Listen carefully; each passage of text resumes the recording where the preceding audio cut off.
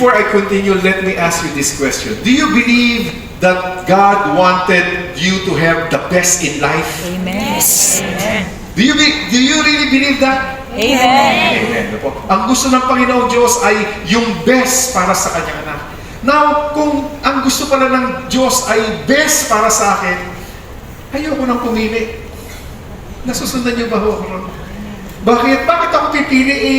Yung Diyos na naglikha sa akin, ang gusto niya na ay best para sa akin. Why do I need to make a choice? And so here it is in the Garden of Eden, but the tree of the knowledge of good and evil. It's a good thing that I don't know what is good and what is evil, because God knows what's best for me.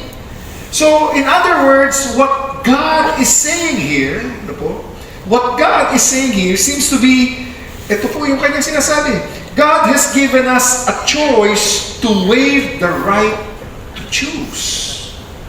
Waive your right to choose. Really? Ako, pag ngayon mo sinabi ngayon, baka magagalit ang human rights. No? Can I read it again? I love this. No po? God has given us a choice to waive the right to choose. Mas magandang hindi mo alam ang diferensya ng good and evil. No po?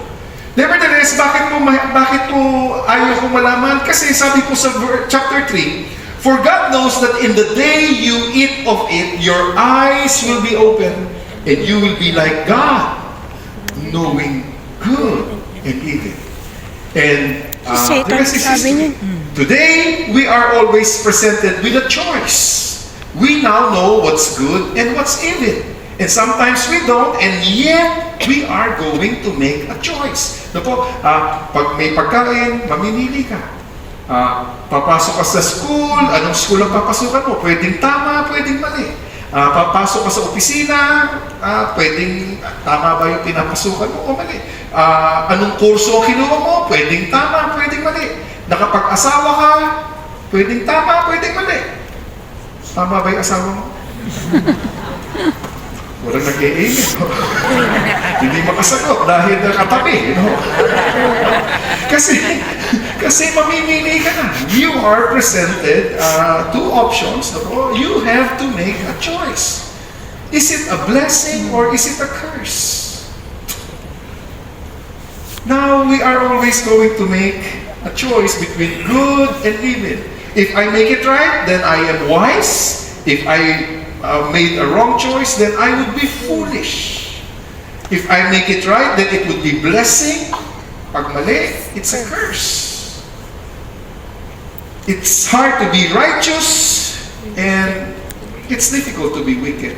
It's always a choice. And all decisions that we make will have consequences. It's either heaven or hell.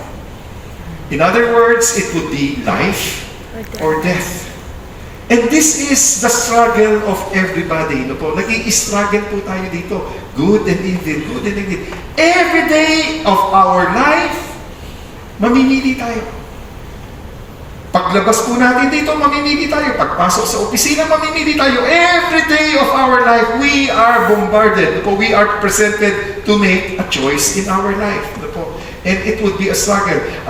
The sad point is, humans, tayo, mga tao, mankind, we are more inclined of choosing evil. We are more inclined.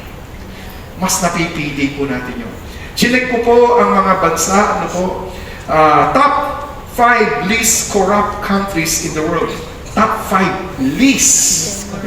And ito po ang listahan ng least corrupt. Hindi ko na po hinanap yung Pilipinas. Hindi ko hinanap. Ito lang po yung top 5. At alam niyo po ang aking napansin. Norway pala, corrupt. Wala pong corrupt free. Less corrupt pala. Kala ko less corrupt. There's nothing, there's no such thing as corrupt corrupt sa Norway. Country. Only least corrupt.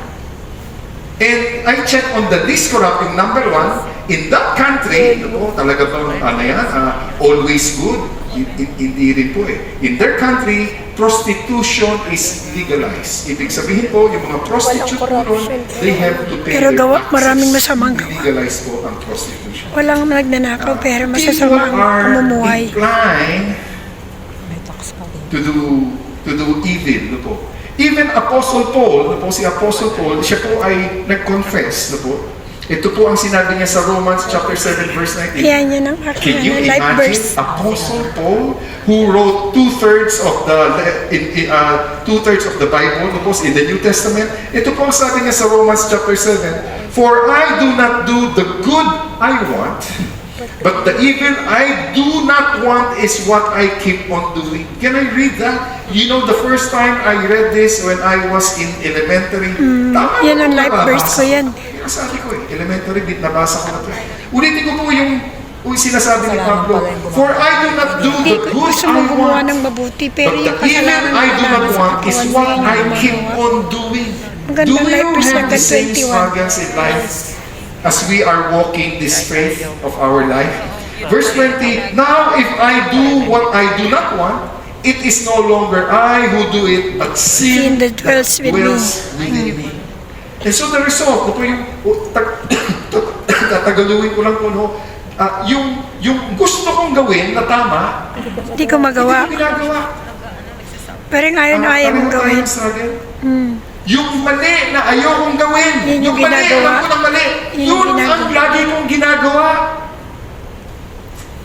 At dahil po rito, sabi ni Pablo, no, "What a wretched man I am! Who will rescue me from this body that is subject to death?" Kasi alam kong mali yung ginagawa ko eh. And when the word came out, wretched, no po, it means miserable. Napaka-miserable. Who's this talking? Itong taong nagsasalita, hindi po to kung sino-sino lang. No po. Apostle Paul was the one saying this. He was struggling, but not justifying. He was admitting terribling struggle to. He was admitting and not denying it. He was praying. Hirap nitong struggle na to, pambihira. But he was not abandoning his faith. And he wrote in his letter, "This is my struggle." Nag-i-struggle ako. Ang mga Kristiyano ba ho nag-i-struggle? Yes. Struggle. Yung tama na dapat gawin, hindi ko ginagawa. Yung mali, yun ang pilit kong ginagawa. What a wretched man. What a miserable life that I have, pambira. Who will rescue me from this situation? Yun ang po tinatanong ni Pablo na po. And so, ang tao, ulitin ko po, no, si Pablo, he was struggling but not justifying. But some of us, when we are faced with two options and we cannot make a choice, we try to invent another door. We call this the gray area door. At sa gray area, andito po yung nagko-compromise po tayo. This is where we compromise everything in our life. Who cares? Who cares about what is good and what is evil? Who cares about that? Basta, mas malaki ang kita ko, yun ang importante. The point is, ang kinoconsider ko is yung aking pera, whether good or evil, I really don't care. Di ba doon tayo nauuwi? Doon tayo nauuwi. Kunyari sa magkaibigan, tama ba o mali? Parang fraternity. Diba? Sa fraternity, tama ka o mali? Hindi natin pag-uusapan yan. Ikaw ba yung nag-create ng trouble? Hindi natin pag-uusapan yan. Basta magka-brad tayo. Hindi natin pag-uusapan kung tama o mali. Ayaw natin pag-usapan yun. Basta tayo ay ika nga po basta yung career, may career, no, sa trabaho, basta yung career ko laging ligtas, basta laging secured yung career ko, sisip-sip, basta ang career ko ligtas, yung tama, boss, tama yan, mali o tama yan, who cares? Basta yung security ng career ko.